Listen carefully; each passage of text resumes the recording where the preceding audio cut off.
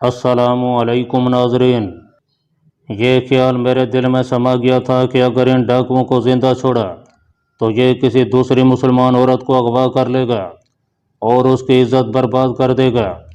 मैंने उसे बाजू से पकड़कर उठाया और कहा, फिक्र न करो, रोते क्यों हो, मैं तुम्हें कुछ नहीं कहूँगा। इसके साथ ही मैंने उसकी गर्दन अपने बाजू के शिकंजे में जकड़ी और दूसरे ही लम्हे वो बेजान होकर नीचे गिर पड़ा। ये सारा खूनी ड्रामा बूढ़ा और उसकी बहू पगडंडी पर बैठे सहमी हुई नज़रों से देख रहे थे। जब मैंने दोनों डाकुओं का काम तमाम किया तो बूढ़े ने उठकर मुझे गले लगा लिया। उससे खौफ और खुशी के मारे बात नहीं हो रही थी। उसकी बहू गठड़ी सीने से लगाई हैरत के आलम में मुझे और डाकुओं की लाशों को तक रही थी। मैंने बूढ़े से कहा, हो सकता है इन डाकुओं के साथ ही कहीं करीब हों, मियाँ जी यहाँ से निकल चलो। मैंने लड़की से कहा, बहन तुम भी चलो, शाबाश। उन दोनों को अपनी आंखों पर यकीन नहीं आ रहा था। उनके चेहरे बता रहे थे कि मैंने वहाँ जो काम कर दिखाया था उसकी उन्हें हरगिज़ तवक्को नहीं थी। लड़की और बूढ़े को मैंने आगे कर दिया था और खुद उनके पीछे पीछे चलने लगा था कि वहाँ डाकुओं का कोई साथी किसी तरफ से निकलकर हमला न कर दे। हम जल्दी जल्दी चलते चलते दरख्तों के झुंडों से आगे निकले। सामने मुझे दरिया नजर आने लगा। हम घाट पर आ गए। एक बहुत बड़ी कश्ती घाट के साथ लगी हुई थी। उसमें कुछ देहाती लोग बैठे हुए थे। मैंने घाट वाले को 2-2 रुपए फी कस किराया अदा किया और बूढ़े और उसकी बहू को लेकर कश्ती में सवार हो गया। बूढ़ा सख्त डरा हुआ था।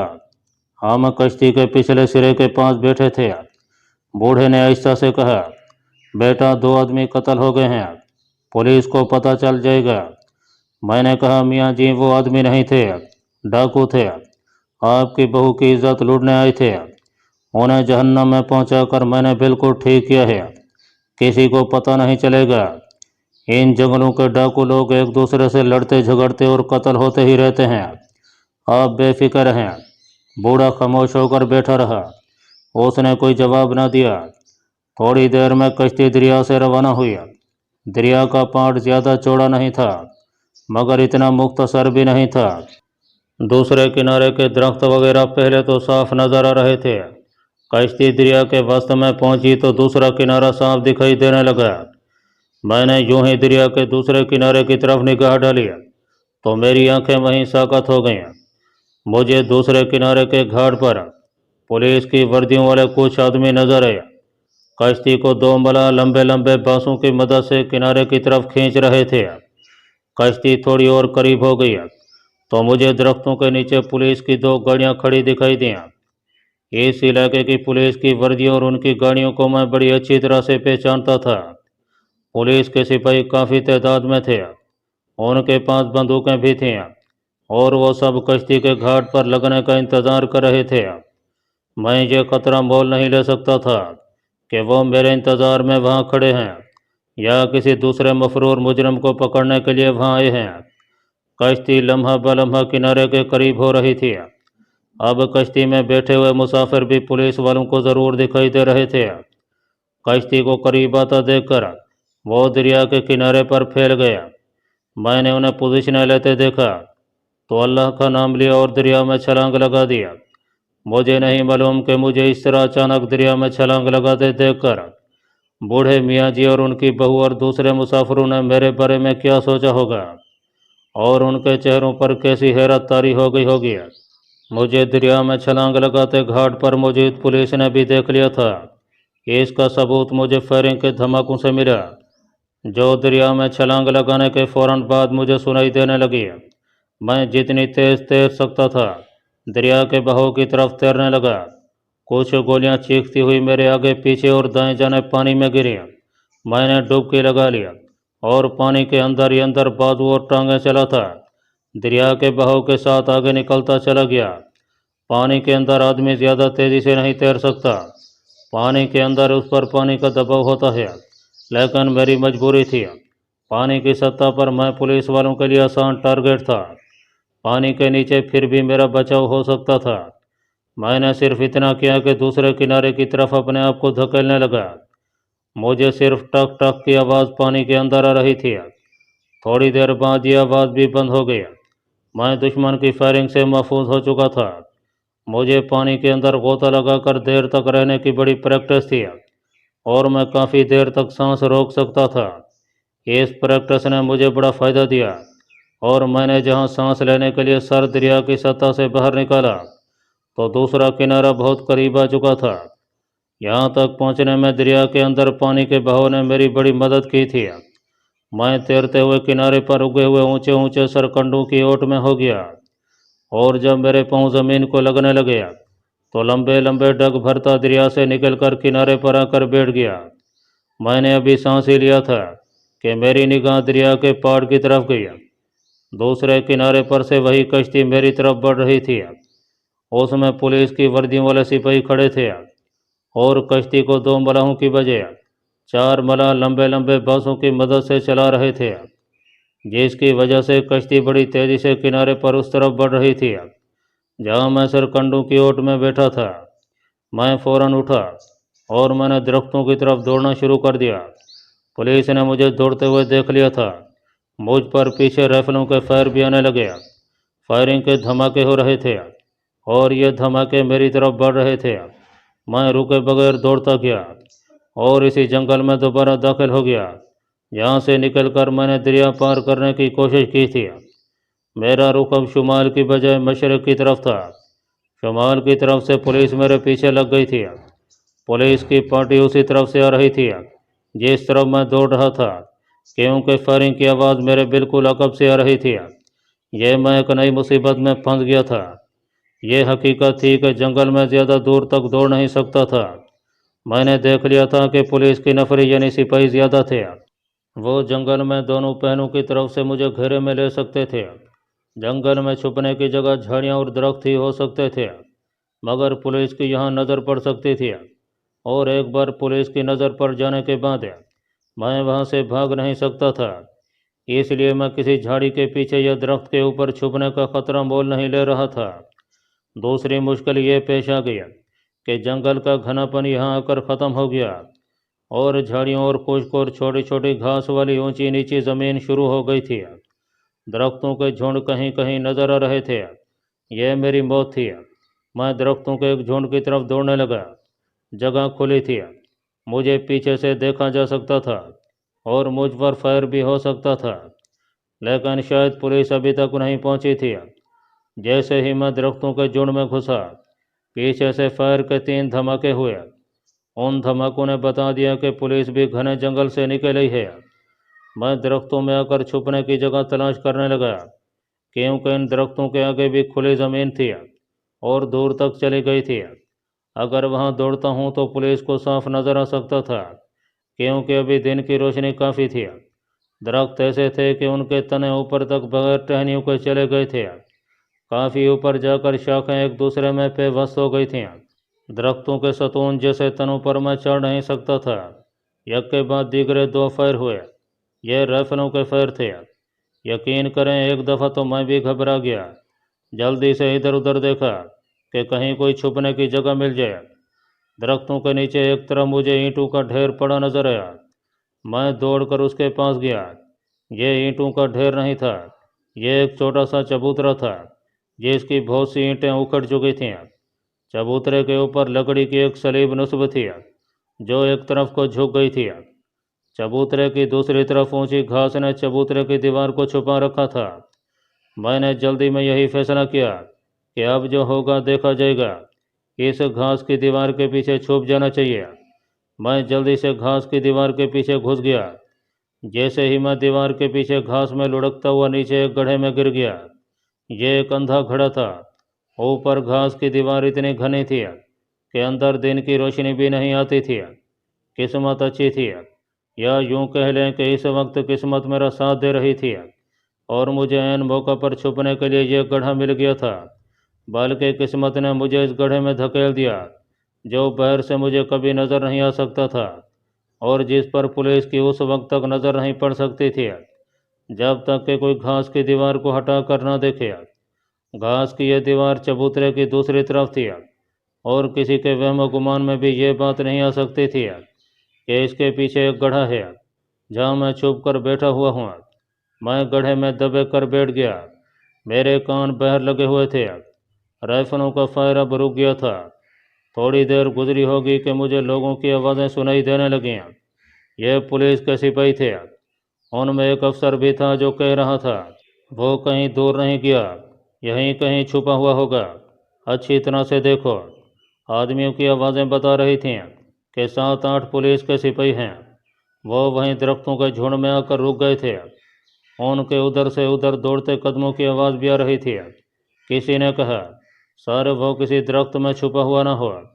اسی افسر کی آواز آئی، گوپی چند عقل سے کام لو، دیکھتے نہیں درخت بالکل سیدھے ہیں، ان پر تو کوئی بندر بھی مشکل سے چڑھے گا، جھاڑیوں میں دیکھو۔ بس یوں سمجھ لیں کہ میں ایک طرح سے سانس روکے بیٹھا تھا۔ باہر کی ایک ایک آواز پر میرے کان لگے ہوئے تھے۔ مجھے ڈر تھا کہ کہیں کوئی سپاہی گھاس کی دیوار کو ہٹا کر نہ دیکھ لے۔ یہ لوگ کچھ دیر تک درختوں کے جھنڈ میں مجھے تلاش کرتے رہے۔ جب انہیں میں نہ ملا تو اسی افسر کی آواز آئی، بھاگ کر آخر کہاں جائے گا؟ ارواتی ضلع کی پولیس نے جنگل کو دوسری طرف سے گھیرے میں لے لیا ہے۔ پولیس افسر کو قتل کر کے بھاگا ہے یہ پاکستانی جاسوس ہے، ہمیں ہر حالت میں اسے پکڑنا ہے۔ چلو آگے چلو، وہ اس جگہ نہیں ہے۔ سپاہیوں کے بھاری جوتوں کی آواز اور ان کی آپس میں باتیں کرنے کی آوازیں آہستہ آہستہ دور ہوتی گئیں۔ جب یہ آوازیں ختم ہو گئیں تو میں نے خدا تعالیٰ کا شکر ادا کیا، لیکن باہر نہیں نکل رہا تھا۔ اس بات کا خدشہ تھا کہ پولیس افسر اپنے کسی خفیہ آدمی کو وہاں نہ چھوڑ گیا ہو۔ مجھے اندھیرے گڑھے میں بیٹھے بیٹھے کافی دیر ہو گئی، تو میں نے گڑھے کے شگاف کے آگے آئی ہوئی گھاس کو ذرا سا ہٹا کر باہر دیکھا۔ اس طرف کوئی سپاہی نہیں تھا۔ میں دبے پاؤں اپنے آپ کو سمیٹ کر باہر آ گیا۔ میں نے سر اٹھا کر چبوترے کی طرف دیکھا، وہاں بھی مجھے کوئی آدمی نظر نہ آیا۔ میں چبوترے کے پاس ہی بیٹھا تھا۔ دوسری طرف جو کھلی جگہ تھی، وہاں سے پولیس کے سپاہی گزر کر آگے جو گھنا جنگل تھا، اس جنگل میں داخل ہو چکے تھے۔ مجھے اس طرف نہیں جانا تھا جدھر پولیس گئی تھی۔ کچھ دیر وہاں بیٹھا رہا کہ پولیس جنگل میں کافی آگے نکل جائے تو میں چلوں۔ میں اٹھا اور اپنا رخ شمال کی طرف کیا اور درختوں کے اونچے اونچے تنوں کی آڑ لیتا چلنے لگا۔ میاں جی کے ساتھ دریا پار کرتے ہوئے میرے ذہن میں راستے کا تعین ہو چکا تھا۔ دریا کی طرف واپس جانا تھا تاکہ کسی گھاٹ پر سے دریا پار کروں اور آگے اس ریلوے اسٹیشن پر پہنچوں جو برہان پور سے آگے دلی کی طرف جاتی تھی۔ دن گزرتا جا رہا تھا۔ میں رات ہونے سے پہلے پہلے دریا پار کر جانا چاہتا تھا۔ مجھے بھوک اور پیاس بھی محسوس ہو رہی تھی، مگر علاقے میں سے گزر رہا تھا، وہاں نہ کوئی ناریل کا درخت تھا نہ کیلے کے جنگلی درخت تھے۔ جنوبی ہند کے جنگلوں میں یہ درخت عام مل جاتے ہیں، مگر میں مدھیہ پردیش کے جنگل میں سے گزر رہا تھا۔ یہاں تاڑ کے درخت تو ضرور تھے، مگر ناریل کے درخت کہیں بھی دکھائی نہیں دے رہے تھے۔ مجھے بھوک اور پیاس برداشت کرنے کی عادت تھی، اس لیے چلا جا رہا تھا۔ کوئی 1 گھنٹے کے بعد دریا آ گیا۔ یہاں دریا کا پاڑ کافی چوڑا نظر آ رہا تھا۔ مجھے یقین تھا کہ اگر میں دریا کے ساتھ ساتھ چلتا گیا تو کوئی نہ کوئی گھاٹ ضرور آئے گا جہاں سے میں کشتی کے ذریعے دریا پار کر سکوں گا، اور اگر رات ہوئی اور گھاٹ نہ آیا تو میں دریا کو تیر کر پار کر لوں گا۔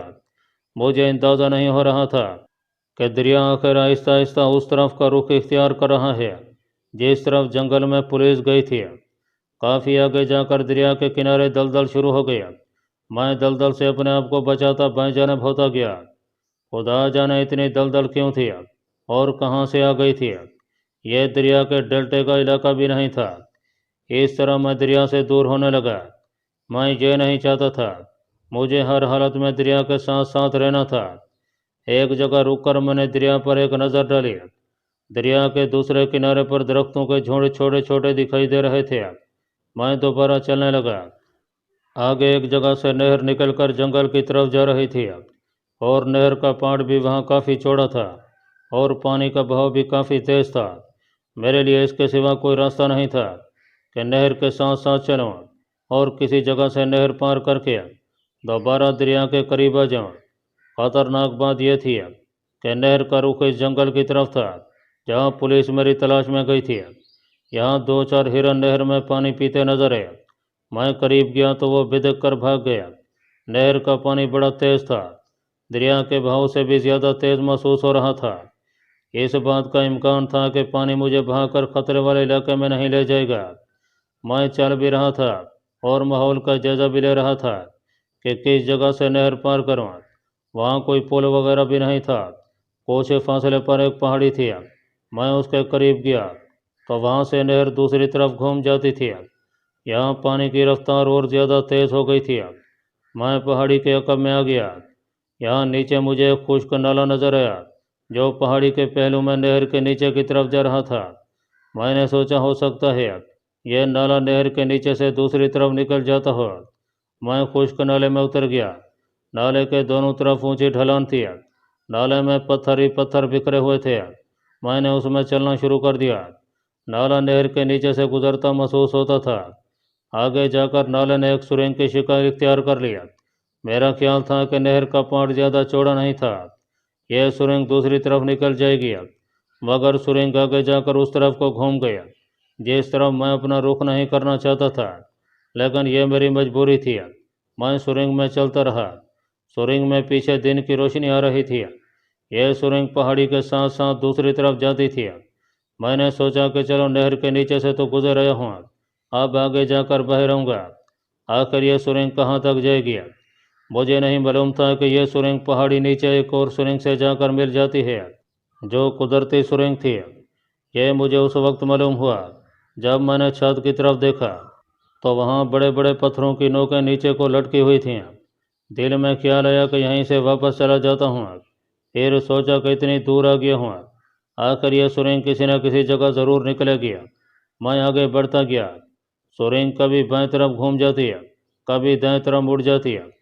اندھیرا بھی ہو گیا تھا۔ میں دیوار کو پکڑ کر آگے بڑھ رہا تھا۔ میری چھٹی حص اپنے موقعوں پر مجھے ضرور خبردار کر دیا کرتی تھی۔ اس وقت بھی میری چھٹی حص نے بیدار ہو کر مجھے آگے جانے سے روکا، مگر میں نے اس طرف دھیان نہ دیا۔ آخر سرنگ میں آگے روشنی نظر آئی۔ میں نے خدا تعالیٰ کا شکر ادا کیا کہ سرنگ کی مصیبت ختم ہو رہی ہے، مگر مجھے معلوم نہیں تھا کہ اصل مصیبت اب شروع ہونے والی ہے۔ میں روشنی کی طرف بڑھنے لگا۔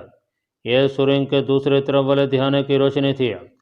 وہاں جا کر سرنگ ختم ہو جاتی تھی۔ میں سرنگ سے باہر نکل آیا۔ سرنگ سے نکلتے ہی میں نے اپنا رخ بائیں جانب شمال مشرق کی طرف کر لیا۔ بادل اسی طرح چھائے ہوئے تھے۔ دن کی روشنی پھیکی پھیکی تھی۔ سامنے درخت ہی درخت تھے۔ کسی درخت پر کسی پرندے کے بولنے کی آواز آ رہی تھی۔ آگے اونچی زمین آ گئی۔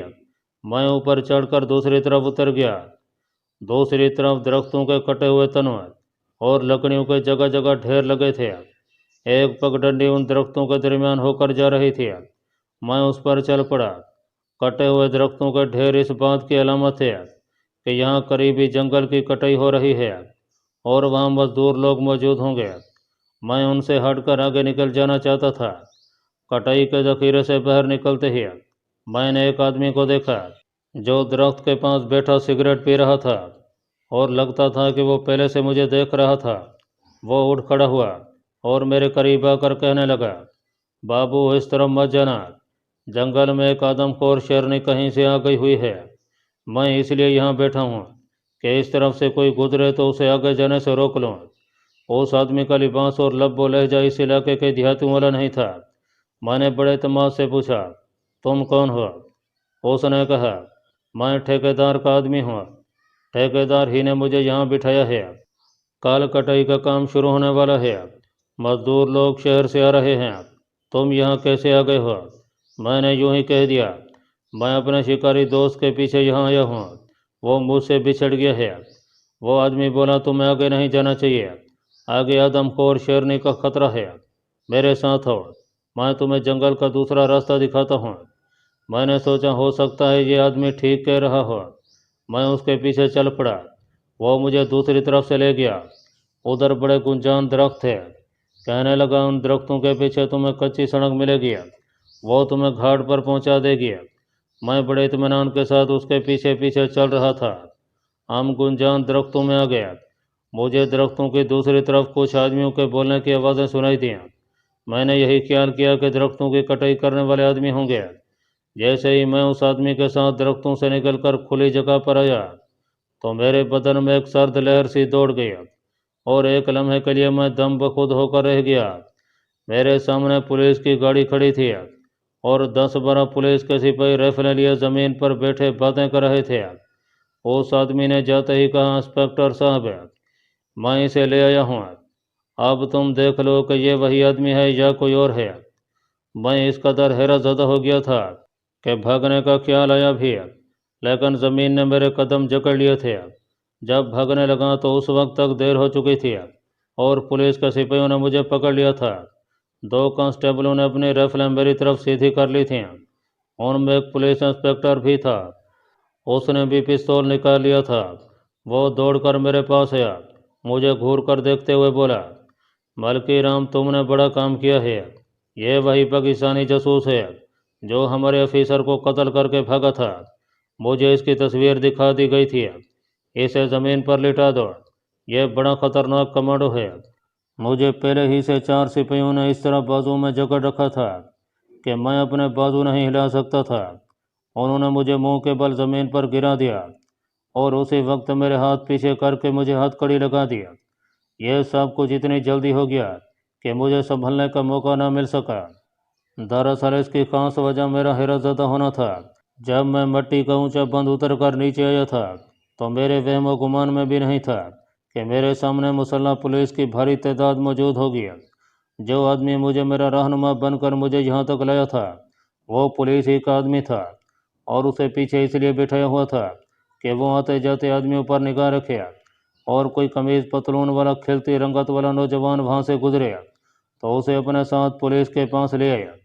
میں اچانک اپنے سامنے پولیس کی پوری گارڈ کو دیکھ کر حیرت زدہ ہو کر رہ گیا تھا، اور پولیس کو مجھے قابو کرنے کا موقع مل گیا تھا۔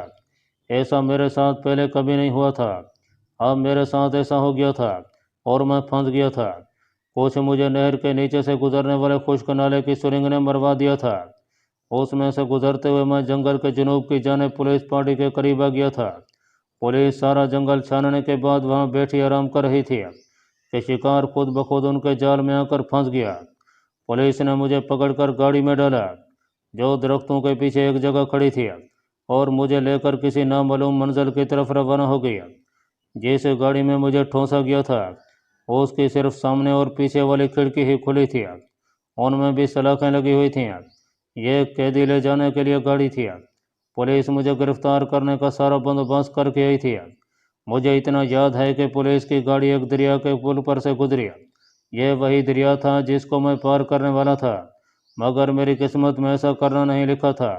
اب میں نے اپنا انجام پر پچھتانا اور افسوس کرنا چھوڑ دیا تھا، اور اپنے آپ کو پولیس ٹارچر اور پولیس کی قید سے فرار ہونے کے لیے تیار کرنا شروع کر دیا تھا۔ اتنا میں جانتا تھا کہ یہ لوگ مجھے نہ تو گولی ماریں گے نہ پھانسی پر لٹکائیں گے، کم از کم اس وقت تک مجھے ہلاک نہیں کیا جائے گا اور زندہ رکھا جائے گا جب تک کہ میں ان کی خواہش کے مطابق انہیں اپنے ساتھی کشمیری حریت پسندوں اور کشمیری کمانڈوز کے بارے میں نہیں بتا دیتا کہ وہ بھارت میں کہاں کہاں چھپے ہوئے ہیں، اور جو میں انہیں کبھی نہیں بتا سکتا تھا۔ مجھے جسمانی اذیتیں انہوں نے بہت دی تھیں اور اب بھی دینے والے تھے، لیکن یہ امر باعث اطمینان تھا کہ میں موقع ملنے پر فرار ہونے کے لیے تیار رہوں گا۔